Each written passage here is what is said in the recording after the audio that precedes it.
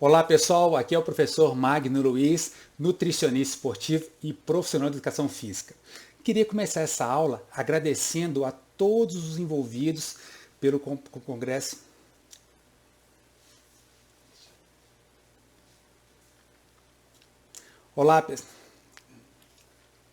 Olá pessoal, aqui é o professor Magno Luiz, nutricionista esportivo e profissional de educação física. Eu quero começar essa aula fazendo os meus agradecimentos. Eu quero parabenizar também a todos os envolvidos nesse belíssimo evento que é o Congresso Online de Nutrologia e Medicina do Esporte. Espero contribuir muito na formação de vocês, na prática de vocês em consultórios, na prática de vocês na vida profissional. Espero que vocês aproveitem bastante, ok? Então vou contar um pouquinho da minha experiência para a gente começar no assunto, ok? Então vamos lá. Bom, eu já trabalhei com muitos atletas profissionais. Atualmente eu trabalho com atletas profissionais também e tem um público muito grande que me procura para a questão de saúde, para questões de atividade física como forma de prevenção e tratamento, não só os atletas profissionais. Então, a educação física me permitiu entender melhor sobre esse universo, de como que funciona a questão de gerar resultados para os clientes.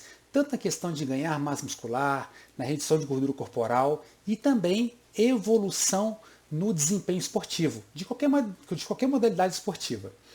Então, esse conhecimento da fisiologia do exercício, da bioquímica do exercício, associada à bioquímica da nutrição, ou seja, todas as estratégias nutricionais que envolvem treinamento, que é onde a fisiologia do exercício é fundamental para entender o processo de uma prescrição da dieta, isso me ajudou muito ao longo desses 15 anos de consultório. Inclusive, eu comecei a atuar como nutricionista esportivo há 15 anos atrás, aproximadamente, tem pouco mais de 15 anos, e comecei a atuar também como personal trainer formado em educação física há aproximadamente 20 anos atrás. Então, somando aí esse tempo todo de consultório, com prática de personal training, trabalhando com os clientes em treinamento, me proporcionou um conhecimento que eu quero compartilhar aqui com vocês. Falar sobre resultados é muito complexo, não é tão simples, que envolve vários conceitos. Mas eu trouxe aqui um conceito bem interessante, bem pontual inclusive, que vai ajudar a entender como é que a gente pode pensar como pré-treino e como pós-treino. E pensar em administrar a estratégia em cima disso. Então são dados bem interessantes que eu tenho certeza que vai ajudar, né, a confirmar o que algum colega já está fazendo isso na prática, ou até mesmo para quem tem alguma dúvida, eu espero esclarecer com bastante facilidade. Tá? Então, essa experiência minha de associar o que a teoria proporciona com a prática de consultório é que faz uma grande diferença em gerar resultados. Se você tem muita teoria e tem pouca aplicabilidade prática, toda prática que você vai aplicar, ou seja, vai prescrever uma dieta, você vai sentir um pouco de dificuldade, porque a teoria ela te dá um norte para você seguir numa prescrição. Só que cada prescrição ela é única. Ela tem que ser baseada nas evidências que vão proporcionar as recomendações. Porém, existem alguns fatores que devem ser levados em consideração que somente a prática do dia a dia vai conseguir levar você a ter mais experiência e gerar os melhores resultados. Então é o feeling, é aquela questão que o experiente profissional consegue gerar ali o pulo do gato, a cereja do bolo na hora de prescrever uma dieta. Então, eu gostaria, antes de passar para essa parte técnica, dividir a minha aula em duas partes. A primeira parte eu quero explicar como é que funciona de eu sair da teoria passar para a prática, que é a nutrição baseada em evidência, como é que eu posso entender os processos das evidências e trazer para aplicabilidade prática. Sem essa primeira parte, eu acho que fica muito mecânico de chegar aqui e só colocar dados de recomendação. Porque isso está na internet, está no Google, está no PubMed, está num artigo, está numa rede social. Então, entender o processo de como que você vai trabalhar a sua prescrição é um complemento extremamente importante para o profissional, tá? Então, antes de falar da parte técnica, eu vou pegar a primeira parte, explicar um pouquinho esse processo, e na segunda parte eu entro falando sobre as recomendações e dando algumas sugestões, dando algumas pinceladas aí no que é a prática, tá bom? Então vamos, aqui eu coloquei só algumas fotos de atletas profissionais, de pessoas, e claro que não dá para colocar, né, mais do que isso, para não poluir demais o slide, mas eu queria destacar aqui que eu tenho atletas até no BMX, né, ou seja, de uma modalidade que não é tão conhecida. Eu tenho o pessoal aqui do Sada Cruzeiro, que é uma equipe de voleibol aqui de Minas Gerais, que é onde eu tenho vários atletas que fazem dieta comigo. É uma equipe campeã mundial, inclusive. Eu tenho atletas campeões mundiais. Já passei também não só pelo o esporte, voleibol, corredores, do BMX, tem o pessoal do triatlon também, do Ironman. Já passei também, tirando essas modalidades clássicas, o fisiculturismo também já trabalhei. Então, eu já rodei muito aí, ainda rodo bastante em várias modalidades. Hoje eu faço algumas escolhas para trabalhar no consultório, mas ao longo de 15 anos de prática, aí, de sentado na cadeira no consultório, atendendo clientes, eu tenho aí uma amplitude de trabalho muito grande. Somando todos esses clientes que eu atendi ao longo de 15 anos, eu posso dizer que eu tenho uma cartela aí de mais de 10 mil clientes, considerando de atendimentos, mais de 10 mil atendimentos. Então, eu espero trocar uma experiência aqui com outros colegas também, professores, que vão ministrar aulas aqui nesse evento e contribuir na formação de vocês, tá bom? Então, bora lá. Vamos falar alguns questionamentos iniciais. Eu gosto sempre de iniciar minhas aulas com questionamentos para justificar a gente discutir algumas questões para serem respondidas, né? Então, a primeira pergunta é: preciso basear a nutrição na ciência? Se eu perguntar para todo mundo, a maioria vai falar que sim, né? Mas eu quero ver isso na prática, como é que faz isso no dia a dia, né? O que é nutrição baseada em evidência? Parece que é só, não, eu cito um artigo, eu pego o artigo, leio e pronto, tá, né? É mais ou menos, né? Nós vamos aprofundar um pouquinho isso aqui, tá? Quais etapas para aplicar a prática baseada em evidência? Então existe um protocolo, né? Existem as etapas para seguir para aplicar essa prática baseada em evidência. Onde buscar os artigos científicos é outra questão também para você fazer melhores escolhas. Não é todo artigo que eu posso considerar, ou eu posso até considerar, mas eu vou pegar as melhores evidências, né? Então nós vamos discutir isso. Como aplicar a teoria na prescrição das dietas, que justamente são as recomendações, que é a segunda etapa. E para fechar a nossa aula, a gente vai falar assim: você usa a prática baseada em evidência ou a prática baseada em artigos? Então, se liga aí que nós vamos discutir esses pontos, tá?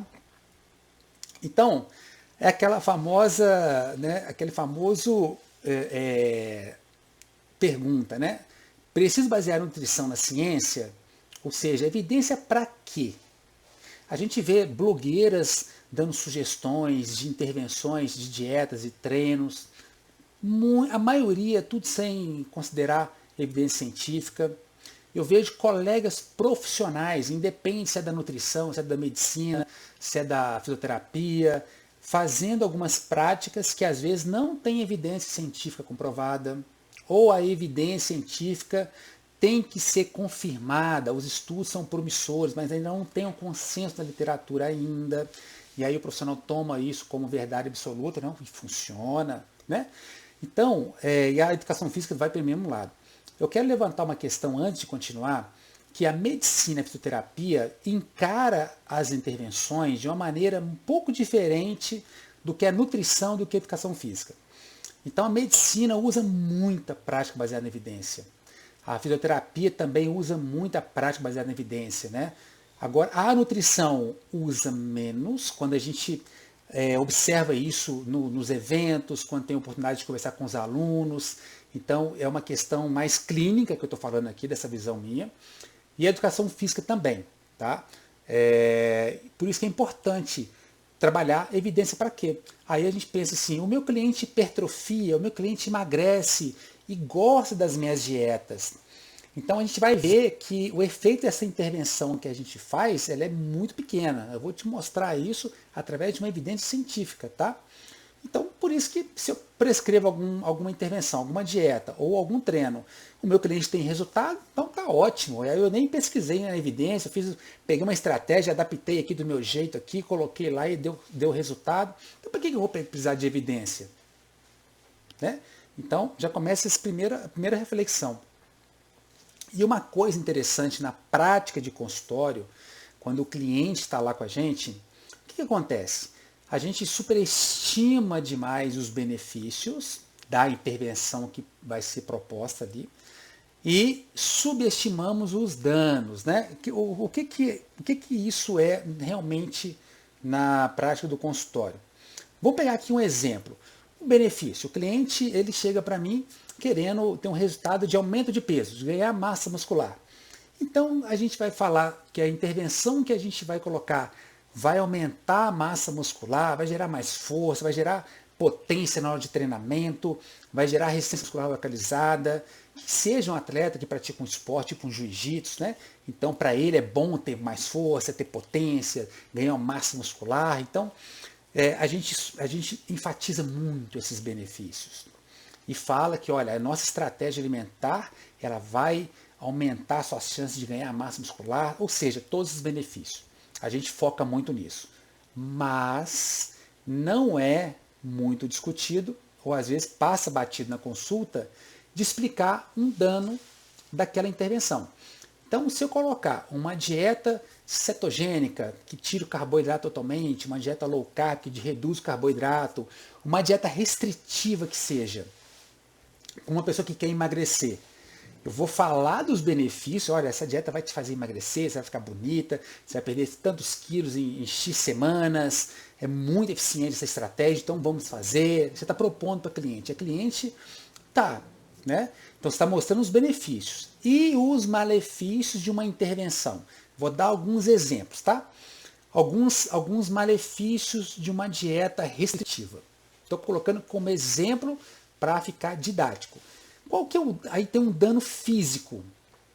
Mas como assim, Maio, dano físico de uma dieta restritiva? Se a pessoa treina muito e você faz uma dieta restritiva, aonde que pode estar o perigo? Pode, né? Não é que vai acontecer. Aonde que pode estar o perigo? Numa má recuperação, porque está entrando pouco nutriente, está uma dieta muito restritiva, então a recuperação fica comprometida, e esse indivíduo pode ter aumento de lesão, uma chance maior de ter lesão. Então, primeiro problema físico de um dano. Então, eu tenho que explicar para o cliente, olha, você vai ter um resultado de perda de peso muito bom, mas você está treinando, só que dieta restritiva aumenta a chance de você se machucar. Eu tenho que explicar isso para o cliente. Social, dieta restritiva, corta geral, vamos dar uma enxugada violenta na dieta, a pessoa não pode sair para beber, não pode sair para comer direito, sai com pessoas para festas, então o social fica comprometido de alguma forma. Então ela tem que ficar quase que meio que reclusa, porque se sai não pode beber, sai não pode comer, aí ela fica meio que deslocada num grupo de pessoas, então o social fica comprometido. Isso é um dano social. Dano emocional, a pessoa tem vontade de comer e a dieta restritiva não deixa ela comer. Se comer, aí vai engordar, então você tem que seguir a risca. Então o emocional pode ficar abalado, se a pessoa está num estado emocional delicado, tipo início de uma depressão, que a comida é uma fonte de uma válvula de escape, e você faz uma dieta restritiva para essa pessoa, então é um dano emocional. Então tem que explicar isso para o cliente. Dano econômico, quando você faz intervenções, prescreve muito suplemento, prescreve manipulados, você cria um ambiente que a pessoa gaste muito dinheiro, invista muito dinheiro, então se não tiver nenhum resultado, se não tiver comprovação científica, você está gerando dano econômico. E se não tem resultado ao longo de 2, 3, 4, 5 meses de intervenção, você está gastando, o dano é no tempo da pessoa, porque ela está dedicando aqueles meses para poder fazer a intervenção e ter resultado, e ela não está tendo. Então é um prejuízo que ela tem, que é o tempo. Então isso aqui é interessante para a gente explicar, porque às vezes o cliente vem no consultório e fala assim, poxa, Magno, eu quero fazer uma dieta cortando geral, eu quero fazer uma dieta bem restritiva para poder perder peso, tal, isso, aquilo, e eu queria muito, o que você acha? Né? Ele quer muito, pergunta a opinião, até a educação, mas ele quer muito fazer isso. E aí eu falo só os benefícios, eu vou estar praticamente enganando meu cliente. Eu tenho que mostrar os dois lados da moeda e com ele decidimos juntos. Tá? Essa é a recomendação. E aí tem uma questão interessante que o cliente às vezes chega para a gente assim, né? Chega aqui querendo um resultado estético, de modelagem corporal, vamos pensar assim. E aí você tem o antes e depois você tem um depois, tá lá. Tá lá, o pensamento determinístico. Olha, vamos fazer uma dieta, você treina, que você vai ter um corpo, né, com mais massa muscular e menos gordura. Pensamento determinístico. Estou determinando que ele vai ter esse resultado. Aqui é a intervenção do treino, intervenção da dieta e tudo mais. Só que a dieta, a prescrição da dieta, é um pensamento probabilístico, não é determinístico. O que é probabilístico? Então, eu tenho um antes e tenho um depois, né? Ele estava em uma condição física antes e uma condição depois melhorada. Mesma coisa para um corredor, mesma coisa para um triatleta, ele estava com um condicionamento físico para aquele esporte X, depois ele está muito melhor. É a mesma coisa. Por que ele é probabilístico? Porque eu tenho alguns fatores externos, olha que interessante. Eu tenho um fator aqui, que é o suplemento, que pode interferir. Eu tenho o fator da dieta, que pode interferir. Estratégias de diferentes dietas. Eu tenho também aqui um treinamento que pode interferir. E eu posso também ter medicamentos, incluindo os anabolizantes. Então eu tenho várias situações que podem interferir no resultado do cliente e eu acredito que seja somente a minha dieta, somente a minha intervenção. Então por isso que é probabilidade. Né? Então, esse gráfico aqui é muito interessante porque comprova por que a gente tem vários fatores que influenciam. Né? Então isso aqui são os confundidores sobre o resultado, como é que você vai ter resultado.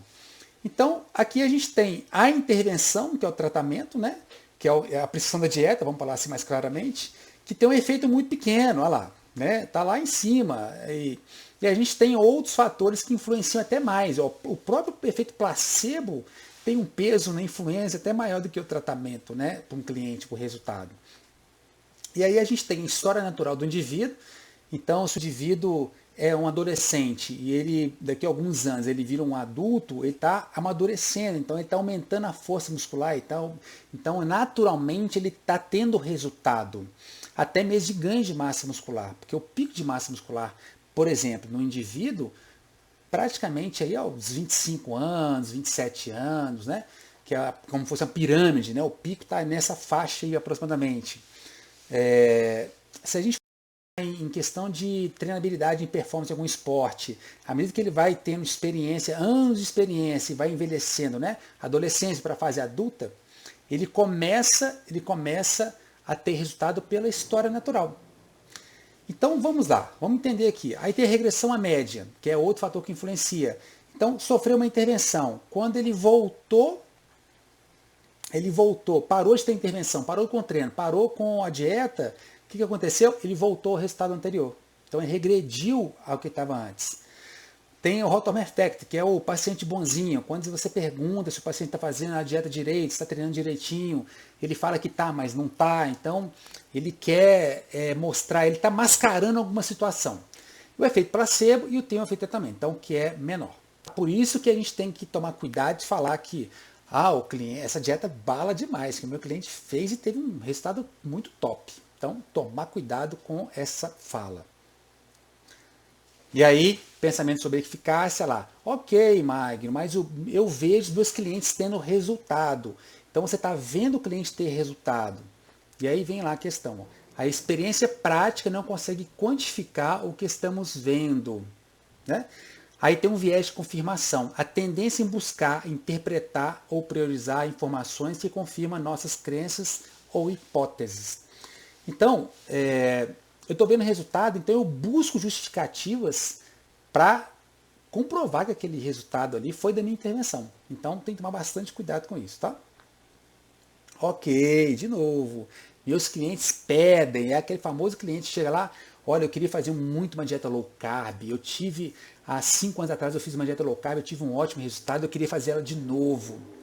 E aí você vê que o contexto do cliente não cabe uma dieta low carb naquele momento, mas ele está pedindo, né?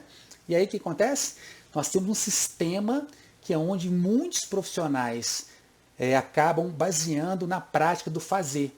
Então o cliente pede e todos fazem assim, né? Acaba, não é bom mesmo, então vamos fazer. Aí ele já trouxe uma informação que teve um bom resultado naquela época, que estava em outro contexto, e você nem explica muito benefício, nem explica algum dano, nem contextualiza como é que está a vida do cliente naquele momento para fazer a dieta low carb, por exemplo, e coloca a prescrição, né? Pensar nisso também, né? O profissional de nutrição tem a obrigação de esclarecer os clientes sobre riscos e benefícios de uma prescrição dietética. Bora lá. Então, mas mesmo assim a minha explicação é coerente. O cliente está tendo um resultado e aí você está explicando, ele está entendendo, ele explica também, ou seja, está tendo uma explicação ali que tanto o profissional quanto o cliente acha que é coerente. Mas coerência não significa verdade, muito menos eficácia da intervenção dietética. Tá? Então a gente acabou de falar por que é preciso basear a nutrição, né, na ciência. E eu falar o que é nutrição baseada em evidência, Magno? Então é uma dúvida muito comum dos meus alunos e eu gosto sempre de falar através desse slide que é muito bacana. Para você trabalhar a prática baseada em evidência, tem que ter, primeiro, a melhor evidência. Não é qualquer artigo científico. Tem que pegar a melhor e talvez a mais atualizada. A mais atualizada não quer dizer que é a melhor, tá? Então, se você conseguir pegar a mais atualizada e a melhor entre elas, nossa, ficou assim, fantástico. Eu vou mostrar como é que pode ser essa melhor, tá? E você tem que usar também a prática, saber aplicar na prática, porque se você nunca prescreveu uma dieta restritiva, low carb, cetogênica, você sempre prescreveu dietas balanceadas para um público específico, um público que nem faz atividade física, aí você pega a melhor evidência, mas você não tem prática para trabalhar com aquele marombeiro de academia, com aquela blogueirinha que é saradinha e que você quer fazer uma dieta cetogênica para ela, mas eu tenho a melhor evidência, mas eu não tenho a prática. Você pode aplicar para você adquirir experiência, mas você não pode falar que está fazendo prática baseada em evidência, porque você não sabe, você não tem a prática ainda, tá? E, por fim, você tem que pedir o cliente, né, conversar com o cliente e definir com ele. Você topa fazer essa intervenção, depois que você explicou tudo, você tem a prática, você domina isso, esse conhecimento teórico e sabe aplicar na prática, você tem a melhor evidência, falta o cliente decidir. Não, eu topo fazer essa dieta. Então, se o cliente, não quero, aí você fica falando, né, não, mas a intervenção ela é a melhor dieta para você emagrecer, essa é a melhor estratégia, outras não são boas, essa é a melhor, mas o cliente não quer, o cliente acaba aceitando, meio que obrigado, ele fica sem jeito até de negar. Então, isso não é prática baseada na evidência, tá? Você tem que ter o conceito, né? Você tem que ter a aceitação do cliente. A integração da melhor evidência disponível com a expertise do profissional e o consentimento e a aderência do cliente faz você ter a prática baseada em evidência. O cliente pode até falar que não, eu topo, beleza, então vamos fazer. Mas ele não está fazendo isso, não está colocando a intervenção sua na prática dele do dia a dia. Ele fala, eu fui lá, mas depois eu não consegui fazer a dieta mais. Então não rolou prática baseada na evidência, porque ele não teve aderência também, tá? E agora, quais são as etapas para aplicar a prática baseada em evidência? Né? Então vamos lá. Ó. A gente tem aqui o levantamento de um problema e a formulação de uma questão. Então, para a gente aplicar a nutrição baseada em evidência, a gente tem que pensar em buscar os melhores artigos, as melhores evidências, para eu fazer as prescrições. Então, esse é o primeiro passo. Mas para eu fazer a procura desses artigos na internet, eu tenho que ter uma estratégia. Eu não vou abrir um site de busca como um Google e colocar uma palavra, uma frase qualquer, ainda mais no Google. Vai vir um milhão de sites, artigos. Então, assim, fica difícil você filtrar. E isso não é o mais adequado. Então, para você ir num banco de dados mais assertivo, tipo um PubMed, né, que ele é bem conhecido, ele é muito utilizado, você tem que ter uma estratégia de busca, porque se você colocar uma palavrinha lá, você quer pesquisar sobre o Whey Protein, que é uma proteína em pó, né, de origem animal, que é muito utilizado na prática esportiva como recuperação muscular, né, depois do treino, principalmente.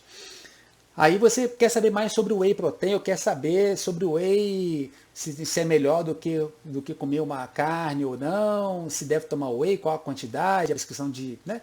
Enfim. Aí você coloca lá o whey protein na busca do PubMed. Você vai ter milhões de artigos falando de tudo quanto é tipo de coisa, falando sobre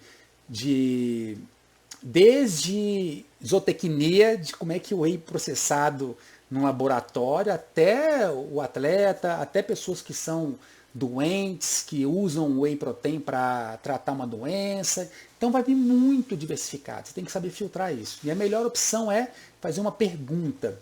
Como é que a gente faz essa pergunta? A gente usa a estratégia PICO, que é população, intervenção, comparador, letra C, e o O é outcome, que é o resultado. Então eu tenho que ter, na minha formulação do problema, eu tenho que ter a população, a minha intervenção, que é ligada à dieta, tem que fazer um comparativo, usar um comparador, e tem que ter o resultado. Então eu vou dar aqui um exemplo, só para a gente ter uma ideia. Dieta cetogênica é mais eficiente para a perda de peso se comparado a uma dieta balanceada para indivíduos saudáveis. Então, população, indivíduos saudáveis. Intervenção, dieta cetogênica, que é a que eu quero usar. Comparativo, comparando dieta cetogênica com a balanceada para ter um resultado de perda de peso. Tá vendo? Então tem que bolar uma formulação, uma pergunta, e pegar dentro dessa pergunta palavras-chave e colocar lá no PubMed, na busca avançada. Aí você vai filtrar absurdamente o banco de dados para você pegar só os artigos que se relacionam com essa questão. Dica boa, hein? Estratégia de busca e pesquisa na literatura, que aí o PubMed, tem várias, eu trouxe aqui nos próximos slides algumas sugestões de onde buscar. Então o primeiro passo é a formulação do problema, o segundo passo é buscar na literatura esse artigo, fazer uma avaliação e interpretação dos artigos. Então você vai ter lá 20 artigos para você selecionar. Então eu tenho que avaliar o artigo e tenho que interpretar os artigos, né? Então eu faço uma seleção dos artigos, uma avaliação deles. Não, eu quero esses 3 quadros aqui. Desses 3 quadros eu quero interpretar cada um deles para eu entender o que eu quero para saber fazer a prática lá das prescrições das dietas, né? E utilizar essas evidências encontradas, né, para você até saber que são as melhores na prática profissional, tá? Então, quais são as fontes de informação que são mais utilizadas aí no dia a dia, né? Livros e tem os artigos também. Então, qual que é a minha recomendação? Usar livros para você pegar uma base de conteúdo, uma base de ideias. Você quer aprender sobre um conceito, os livros são bem interessantes, porque eles trazem um conceito, né, um contexto de explicação didática muito interessante. Então, para acadêmicos, para estudantes, é muito utilizado os livros, e os livros para criar essa base para o acadêmico é fantástico, é fundamental. Então, o livro para o acadêmico é muito importante. Já para o profissional, que já vai fazer as intervenções, já está ali na prática do dia a dia, o mais adequado são os artigos. Né? Você pode ter os livros para te dar uma base de conceitos sobre determinado assunto e ter os artigos para você ver como fazer a prescrição mais adequada. Porque os livros eles são desatualizados. Então, mesmo que saia uma tradução de um livro, que seja 2021, por exemplo, saiu um livro agora, ele já está desatualizado, porque a versão dele, uma versão em inglês, talvez tenha saído há 2 anos atrás, ou até mais, que a tradução só foi feita agora. Então ele já está desatualizado. O artigo não. Você pode pegar um artigo de março de 2021, que é agora, no mês de março. Então, para você trabalhar na prática profissional, artigo é sua referência. Livro para ter uma base conceitual de algum tema. Fechou? O estudante, o acadêmico, ele vai se basear mais nos livros para ele entender bem essa base de conceito que tem que ter, né? A base clínica pesada. E pode sim, é até recomendado estudar artigo, ler artigo, para ver o que está acontecendo naquele momento ali com as intervenções. Que ele vai criando prática, inclusive. Então, essa que é a diferença de usar livro e artigo, né?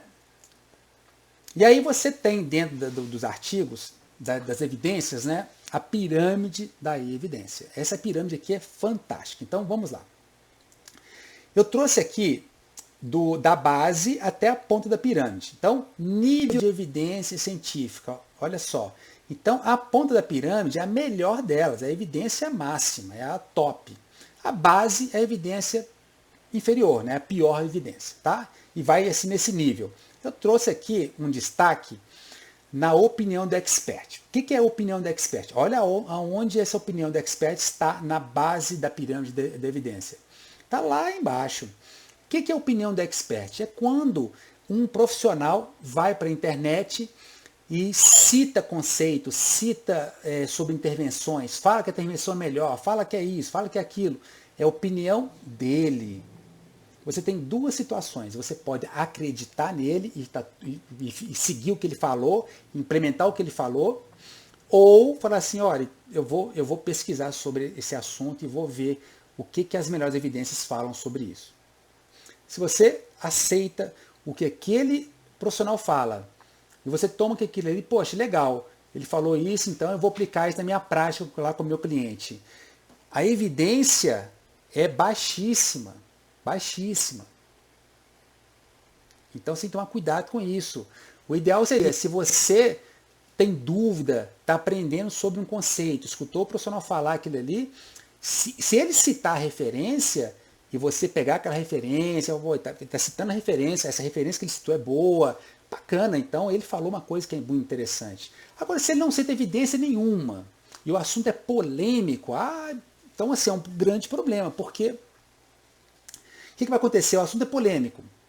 Tem a linha que acredita que isso funciona e tem a linha que acredita que não funciona. E tem as evidências para provar se funciona ou se não funciona. E aí você vai seguir qual linha?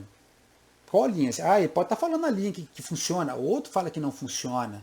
Qual que você vai pela simpatia do profissional? Não. Você tem que pegar qual que é a evidência que um está falando e que o outro está falando. Se ninguém está falando evidência, opinião do expert.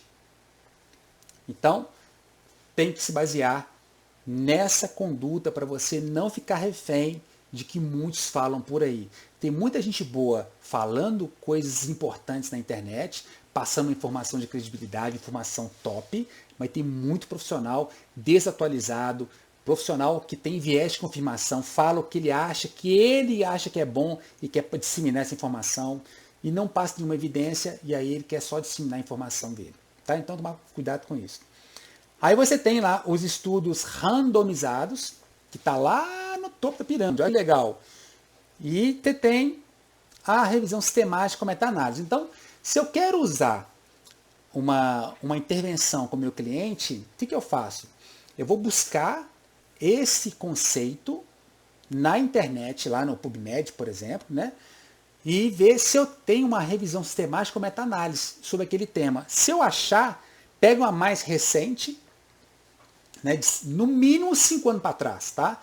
Se você tem uma revisão sistemática de 5 anos atrás, não tem nenhuma revisão sistemática aquele tema nos últimos 5 anos, você tem uma de 5 anos atrás. Ela é boa? Ela é boa. Agora, passou de 5 anos, passou de 4, 5 anos, aí já começa a ficar desatualizada.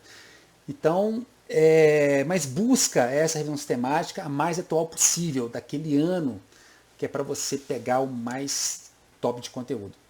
E aí não achou a revisão sistemática, vai no ensaio clínico randomizado, né? E aí sim você vai estar com um dado na mão para discutir com outro colega. Porque isso fica fácil. Você prova a melhor evidência, fica muito fácil você discutir com qualquer profissional, né? Então, a gente falou das etapas da prática baseada em evidência. Eu queria agora onde buscar esses artigos científicos. Aí que vem a outra questão também, que é muito interessante. Base de artigos científicos. Olha lá, nós temos um monte, né? O mais fácil de trabalhar, né? O que eu recomendo para fazer a busca, para quem não tem tanta experiência, seria o PubMed. Mas nós temos outros, né? O Cochrane também é excelente, mas o PubMed é bem didático, é fácil de buscar, tem um banco de dados assim gigantesco. Então, a minha recomendação fica no PubMed, né? Embora ter outros também aí, que você vai precisar de um pouquinho mais de prática aí, talvez alguém te ajudando aí para você pesquisar um pouquinho melhor, tá? Então, essas aí são as recomendações. E aí, o interessante é você fugir de certas evidências científicas. É por isso que eu mostro como você pode achar a melhor evidência e também como você pode fugir das piores, porque você abre uma evidência aí, se é boa ou é ruim, né? Não é fácil de identificar, mas tem umas questões que a gente pode pensar na hora e levar em consideração. Então, existem revistas predatórias, que são revistas que geralmente oferecem, pagam para pesquisadores publicarem nessa revista, na própria revista. Né? Então, compra um jornal, né? Ou melhor dizendo, um artigo, um estudo, ou então o profissional ele busca revistas que compram os artigos deles, né? Porque fica fácil de publicar. Essas revistas têm baixa qualidade, não tem uma revisão metodológica, né? Com uma equipe, né? Revisão de pares, né? Não tem um critério, um rigor muito grande em relação às ótimas revistas. Então, fuja dessas revistas. Ah, Mag, mas como é que eu vou achar essas revistas? Eu vou mostrar aqui embaixo. Ó. Esse site, olha a sacada, esse site traz uma lista gigantesca de revistas predatórias, né? Para você brincar e ver por onde que você está indo na sua busca por artigos. Outra questão também dos artigos de baixa qualidade metodológica são os artigos em português. Mas eu não sou radical, eu quero só levantar uma questão aqui, porque eu acho que faz sentido, eu quero ver se faz sentido para você também. Quando você tem um pesquisador que está fazendo uma pesquisa e quer publicar numa revista, a gente considera que é como se fosse igual um jogador de futebol. O pesquisador ele prefere publicar numa revista no Brasil, uma revista nacional, uma revista que tem um impacto muito pequeno, ou quer publicar na melhor revista da área dele lá fora.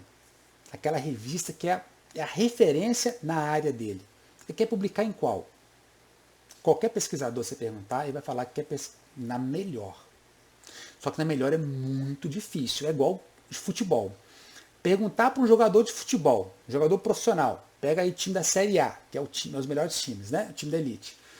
Pergunta para eles se eles querem jogar num outro time nacional ou preferem jogar num time europeu, que é melhor, famoso e paga melhor. Eles vão falar praticamente que querem jogar lá fora para pegar visibilidade, para ter uma chance maior, talvez ir para a seleção brasileira, ganhar mais, viver em outro país, outro estilo de vida. Então eles querem jogar lá fora. Eles não vão lá para fora porque não tiveram oportunidade ainda, mas acabam ficando no time do Brasil, que podem ter excelentes condições também, mas lá fora tem uma condição que chama muita atenção da maioria dos jogadores. Aqui também gera esse conceito. Então, nós temos artigos, né, que são bons, que são de pesquisadores renomados em português, mas você tem que evitar de ficar consumindo a literatura nacional, porque ela é muito limitada. Pegar só a estrangeira, em inglês principalmente. Tá? Fica essa dica aí. E o Google também, né? Não dá para usar o Google como fonte de pesquisa, tá? Porque ele vai filtrar de uma maneira muito aleatória e você não consegue achar a melhor evidência. E aí, quais são as melhores evidências, né? Você tem uma evidência forte e uma evidência fraca. Você sabe diferenciar o joio do trigo? Você sabe mostrar realmente, olhar, né? Mostrar não, olhar qual que é a melhor evidência diante de tudo que eu falei até agora? Então isso é importante, saber diferenciar esses artigos, né? Para você, quando citar em algum momento, profissionalmente falando, você está realmente com uma evidência muito boa. Você será muito mais respeitado. E não só isso, mas você terá condições de acertar na mão na hora de prescrever uma dieta.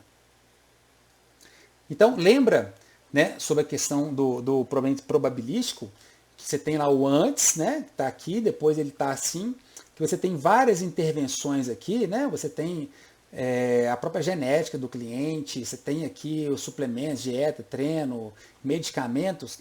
Então, quando a gente fala assim, percepção do efeito da estratégia dietética, é o somatório dos efeitos inespecíficos com os efeitos específicos. O que seria isso? Os efeitos inespecíficos seria aí a regressão à média, né? O efeito Hawthorne Effect, o efeito do tempo, placebo, qual intervenção, que você tem outras intervenções junto com a sua intervenção, e mais efeitos específicos, que é a sua intervenção mesmo, de fato. Então, a probabilidade é justamente isso. Por isso que é difícil de gerar resultados, porque tantos os fatores vários fatores externos podem influenciar positivamente no resultado, como esses mesmos fatores externos podem influenciar negativamente no resultado. E aí que vem o pulo do gato que eu vou passar aqui agora.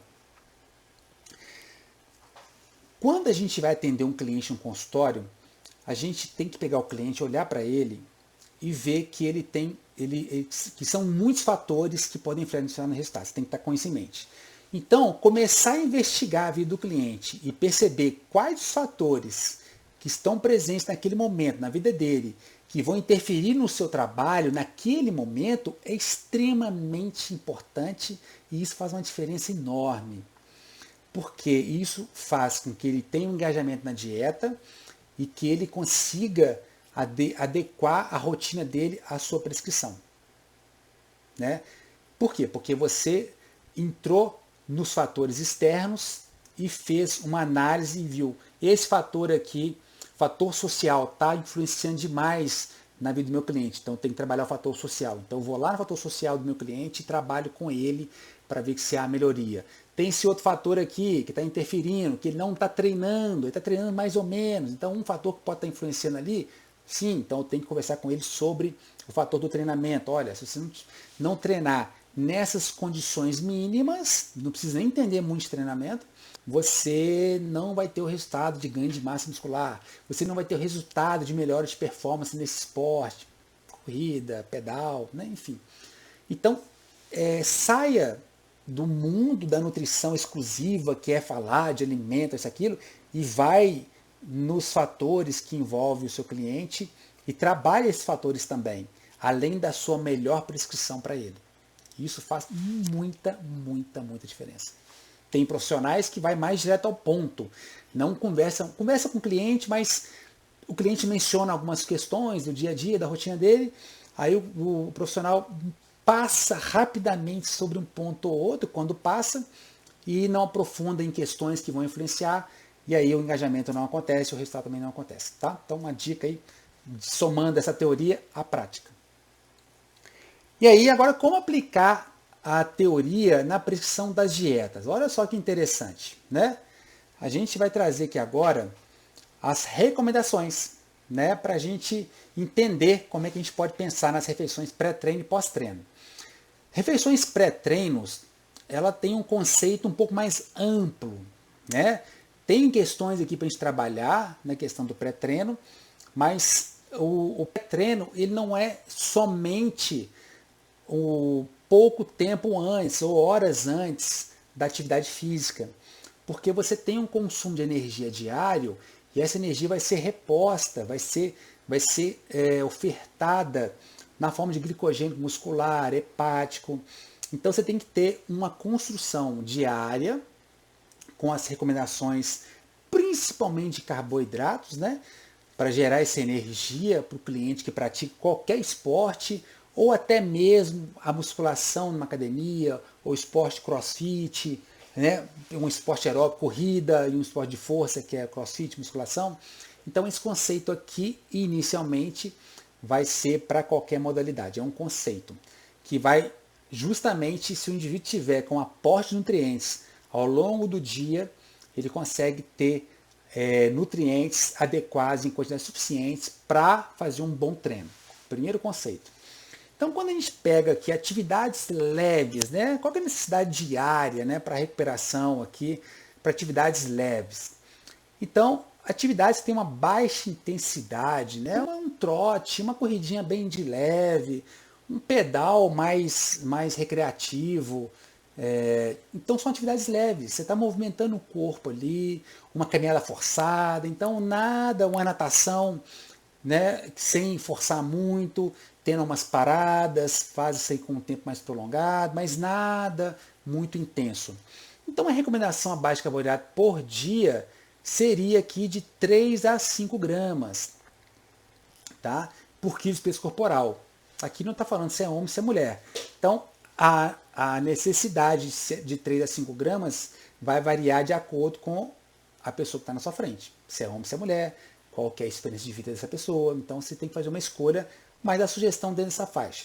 Quando pega uma atividade moderada, né, aproximadamente aí de 1 hora por dia, tipo uma corrida, não é um trotezinho, é uma corrida que a pessoa sente um desgaste legal, né, uma natação que faça um ritmo que a pessoa sinta cansada, mas não morta, tá? Na musculação, que faça um treino legal, que você consiga sentir que treinou, mas sem sair da academia arrastando, né, a perna, saindo arrastada, carregada, né? Então sem estar muito intenso, então coloca-se aí uma quantidade de carboidrato por dia de 5 a 7 gramas por quilo de peso corporal. Atividades extremamente intensas, né? Pegando aí como um exemplo aqui que eles deram, ó, de 1 a 3 horas por dia, né? Com intensidade muito alta, né? Fazer um treino de musculação que é muito exaustivo, fazer um treino de corrida que tenha treinamento intervalado, que é exaustivo, um pedal que pegou uma trilha, que tenha subidas, que tenha uma altimetria muito elevada, então exigiu muita força, muito esforço, atividade de luta, que é preparativo para a competição, mas que teve a parte técnica, teve a parte física, e tem uma duração de 1 hora, 2 horas, e ficou muito desgastante. Então, atividade de altíssima intensidade, aumentando aí de 6 para 10 gramas por quilo de peso corporal dia, tá? E não só na intensidade, mas aqui também está relacionado ao volume, né? Aqui está botando de 1 a 3 horas, então 3 horas, a intensidade ela não é tão alta se comparada a 1 hora, mas é considerável. Agora o volume aqui está sendo, né, bem destacado, porque você aumenta o volume, a intensidade cai um pouquinho, mas você consegue ter uma intensidade bem considerável com um volume um pouquinho mais alto. Aí entra alguns detalhes, que não é o tema da nossa aula, mas é só para ilustrar, para ficar um pouco didático, tá? E muito intenso, né, atividades aí que tem aí uma relação também com volume, ela de 4, 5 horas, de 8 a 12 gramas de carboidrato por quilo de peso corporal. Então é muito carboidrato para colocar numa dieta. Então tem que tomar cuidado para quem que você vai colocar esse tanto de carboidrato aí, tá? Mas fica uma referência bem interessante. Aí seguindo o American College, nessas recomendações, a gente tem aqui alguns detalhes, né, sobre tempo de recuperação, né, de recomendações gerais, né, preparação de eventos com até 90 minutos. Você tem aqui uma necessidade diária de 7 a 12 gramas por quilo de peso corporal, né, para ingerir o carboidrato. Você tem aqui, né, o carboidrato para você fazer aí o carregamento, né, a saturação de carboidrato, que é uma estratégia, usando aí 36 a 48 horas, né, antes daí do evento. Você pode colocar aí de 10 a 12 gramas por quilo de peso corporal. Então você tem início da semana com uma redução de carboidrato e mais para o fim da semana você tem um aumento bom de carboidrato significativo para eventos que são acima de 1 hora e meia, né? Então fazer uma estratégia de carboloading com eventos que tem um tempo reduzido, tipo 40 minutos, é desnecessário, porque você vai precisar de carboidrato mesmo, estocado, por isso que esse carboload é interessante, para atividades que vai ter uma longa duração, né? Que é onde você vai exigir mais aí energia. E também atividades aqui, ó, tendo 2 sessões de treinamentos, né? Aí você pode usar entre essas 2 sessões, tipo, treinou de manhã, vai treinar de tarde, nas primeiras 4 horas pode se ingerir de 1 grama a 1,2 gramas de carboidrato por quilo de peso corporal por hora, tá? Cuidado aqui, não é dia não, por hora. Isso vai fazer uma recuperação da primeira sessão e vai preparar o indivíduo para uma segunda sessão. mas nas primeiras 4 horas você pode ingerir isso aqui. Então você tem aqui, né, para exercícios acima de 1 hora, o que é consumido aqui como pré-treino. Então a recomendação é de 1 a 4 gramas por quilo de peso corporal. 4 gramas não é pouquinho carboidrato para consumir entre 1 e 4 horas antes do exercício. Então, pré-treino, vamos considerar aqui agora. Em relação ao carboidrato, eu vou colocar para o meu cliente de 1 a 4 gramas para cada quilo de peso corporal, com intervalo entre 1 a 4 horas antes do treino. Aí eu vou dividir na melhor forma possível. Não dá para falar que tem que ser de hora em hora, porque isso na prática clínica não é tão certinho assim, que cada um tem um problema para executar essas refeições, tá? Então, mas dá para ter uma ideia aqui de como que você faz isso. Isso aqui serve tanto para quem vai fazer musculação, tanto para quem vai fazer esporte de corrida, natação, ciclismo, triatlon, futebol, voleibol. Então, considere isso aqui como uma recomendação geral. Olha que interessante, atividades até 45 minutos, não há necessidade nenhuma de ingerir carboidrato, só água. Né? Eu vejo gente treinar musculação comendo barra de proteína, tomando carboidratos em pó misturado com água para dar mais energia. Né? E o treino é 45 minutos, 50 minutos ou até mesmo 1 hora. Então é bobagem, não há necessidade nenhuma de tomar isso. Só se o indivíduo não comeu quase nada antes do treino, também assim, né, comeu mal durante o dia, não comeu nada nas horas antecedentes da atividade física, está pobre em carboidrato, você percebe que ele vai passar dificuldade para treinar naquela sessão que foi programada para ele, e ele está muito mal abastecido de energia, e aí você, há uma sugestão de prática clínica agora, tá? Para evitar que ele tenha algum episódio de ficar cansado, qualquer desconforto que ele tiver ali, e ele ter que parar de treinar no meio do caminho, aí você pode até dar esse carboidrato para ele. Mas é uma situação clínica muito atípica, desde que o cliente seja bem atendido, tenha uma prescrição dietética legal. Então, eu vejo numa condição de prática clínica justificar consumir dentro de uma musculação algum carboidrato, só se for nisso que eu acabei de falar. Já é uma recomendação pessoal, tá?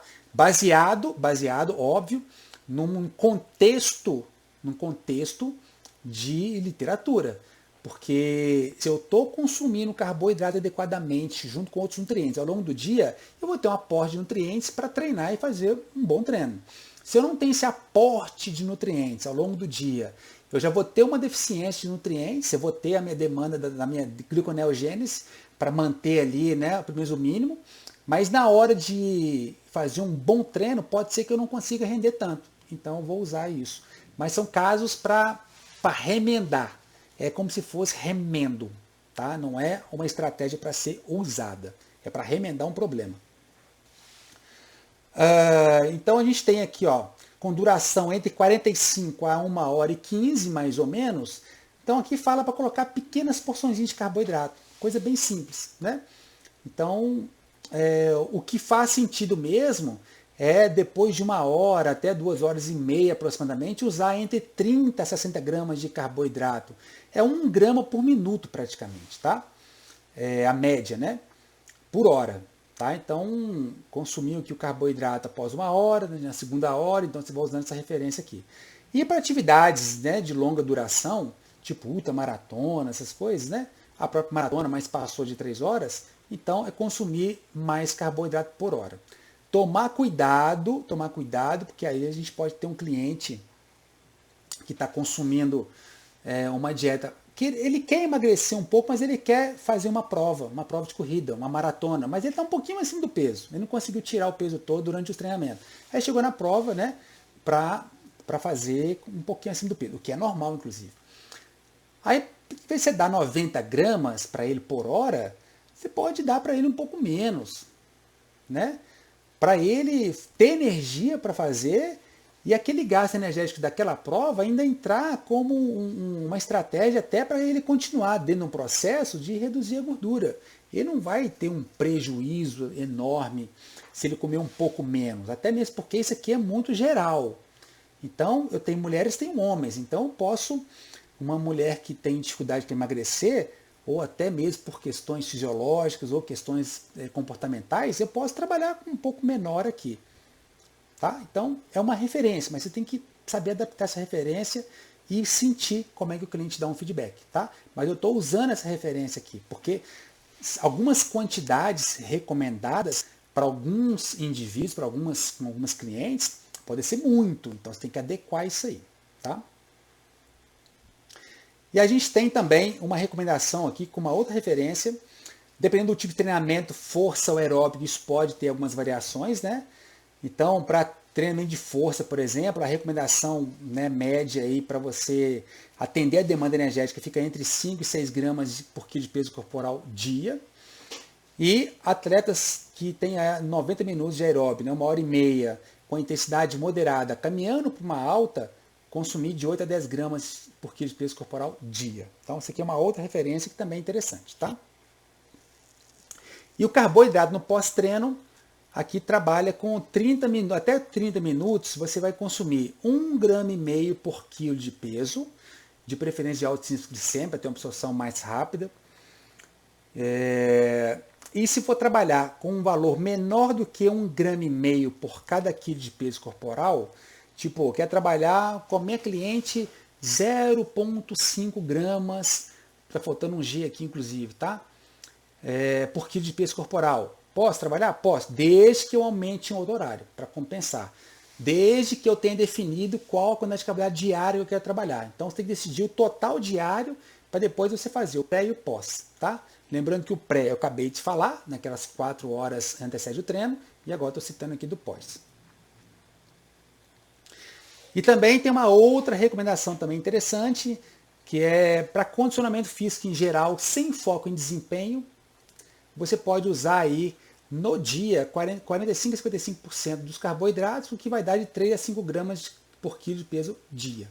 Aqui não está falando diretamente como pré-treino, como foi citado anteriormente, mas aqui fala uma recomendação mais generalizada, tá bom? Então, vamos lá, falar sobre da proteína. Esse estudo aqui foi publicado em 2020, né? Está bem recente. Ele comenta que a proteína de origem animal tem um melhor perfil de aminoácidos comparado a fontes vegetais no aspecto de estimulação de síntese proteica.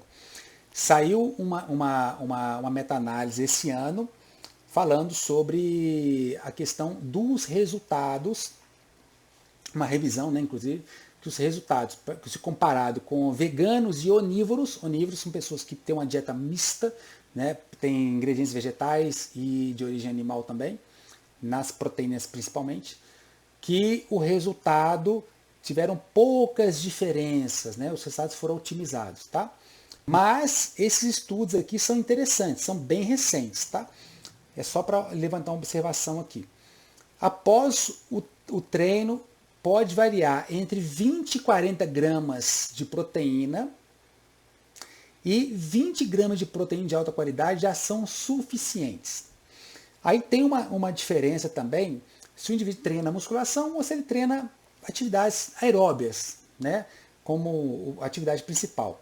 Atividades de força vai exigir aí, no geral, vai exigir 2 gramas por quilo de peso corporal como média, e atividades aeróbias vai exigir no dia um consumo proteico de 1,4 a 1,6, 1,2 a 1,6 aproximadamente como média por dia, grama por quilo de peso corporal dia. Mas no pós-treino você tem aí 20 gramas de proteína de alta qualidade que já são suficientes, né?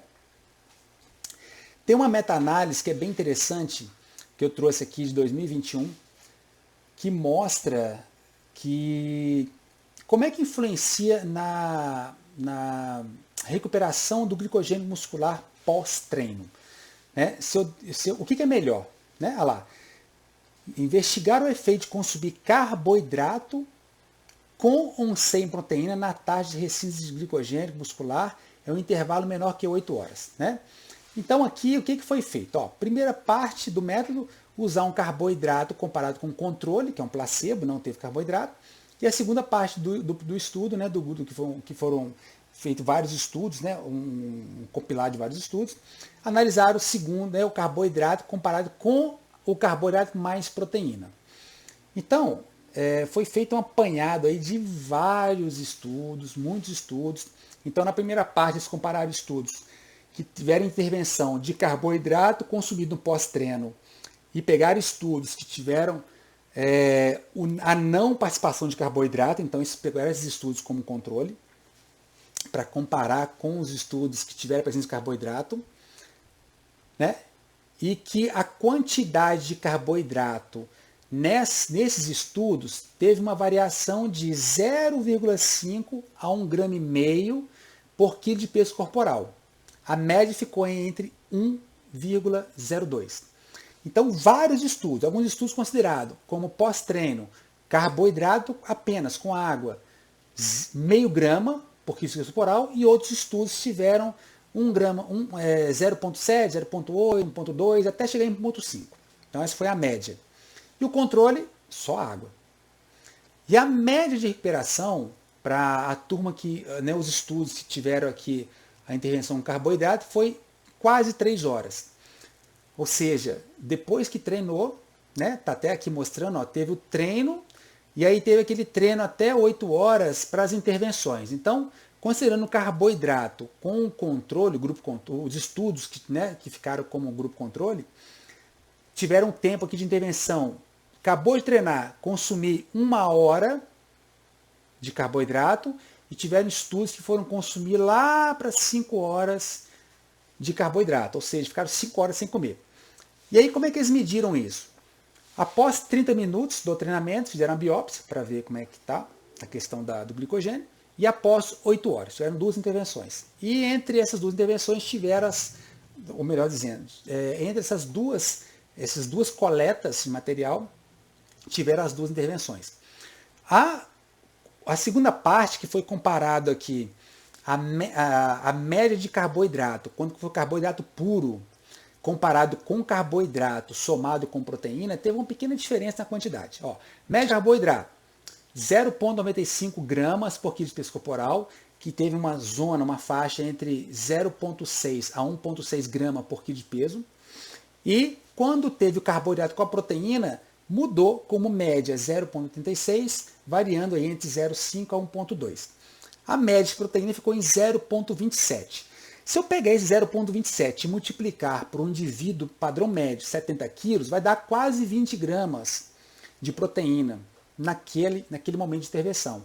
E variou, né, entre 0,05 a 0,4 gramas. Então, 0,05 para o indivíduo médio de 70 quilos vai dar aí próximo aí de 4 gramas de proteína por quilo de peso corporal, mais ou menos.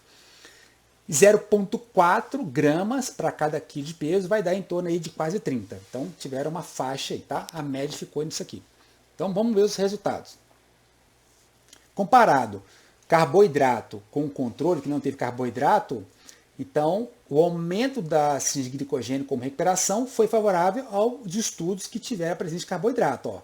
Aqui é a linha de nulidade. Se bater algum ponto em cima aqui, né, esse diamante aqui, bater na linha de nulidade, significa que tanto faz ter carboidrato ou não, não faz diferença. Tá? Como ficou, né, o diamante ficou para o lado do carboidrato, então a gente pode falar que comparado, né, como pós-treino, não comer carboidrato e comer carboidrato, óbvio que o carboidrato vai dar resultado, tá? Na literatura. Agora, quando compara carboidrato, aquele carboidrato que a gente pensou assim, com placebo, funcionou. Mas será que eu consumi só carboidrato? Ou então acrescentar uma proteína, vai melhorar minha ressíntese de glicogênio muscular? A minha recuperação de glicogênico, não é a recuperação de ganhar massa muscular. Não faz diferença aqui, ó. Bateu na linha de nulidade. Então tiveram estudos que tenderam para o carboidrato e estudos que tenderam para carboidrato com proteína. Então, bateu aqui o diamante na linha de nulidade, tanto faz. Se eu tenho carboidrato em certas quantidades e eu vou ter outro carboidrato em certas quantidades com proteína, não faz diferença para a recuperação de ressíntese de glicogênio muscular. Agora, abre um parêntese aqui.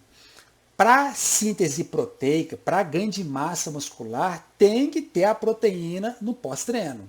Não pode ficar só no carboidrato. Então, são coisas diferentes, tá?